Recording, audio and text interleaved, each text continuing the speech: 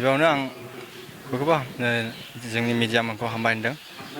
आंनि बुंनांगौआ बेनो जे बे 5 बोसोर बायनाय नावआवहाय सोर गाखोबाय थाबावनो, बेयाव थाबाय थानांगौब्ला गोदोलांगोन, दैसो मोनलोंगुलायगोन।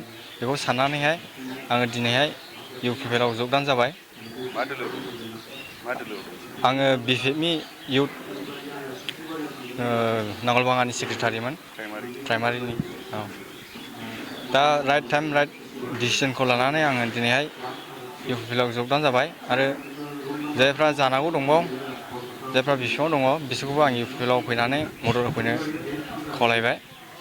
आरो रुजुनानै नायोब्ला 17 बोसोराव हाग्रामा सारआ मा मावदों आरो 5 बोसोराव UPPL आ मा मावदों, बेयो रुजुजाया।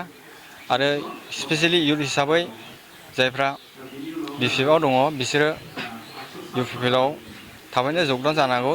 आरो जुदि फैयाब्ला, जेरै आलु बस्थायाव जुदि बस्थासे गेसाव थायोब्ला सेवफाजोबो, मोजांखौ थाबैनो बोख'नानै लाबोआब्ला, थिग बिदिनो BPF सरकारा मोनसे आलु गेसाव बायदि बेयाव जाया थागोन, बे सेवफाजोबगोन। आरो दा आं मिडियायाव नुनो मोनदों जे टाइगार इज बेक, खालि टाइगार इज बेक गोबां इउटुबारफ्रा होदों।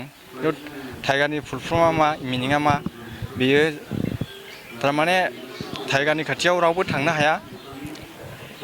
जुदि टाइगारनि खाथियाव सोरबा दम दङब्ला थांनो हागोन आरोखि। जुदि थाङोब्ला जे मानसिखौसो बियो जागोन।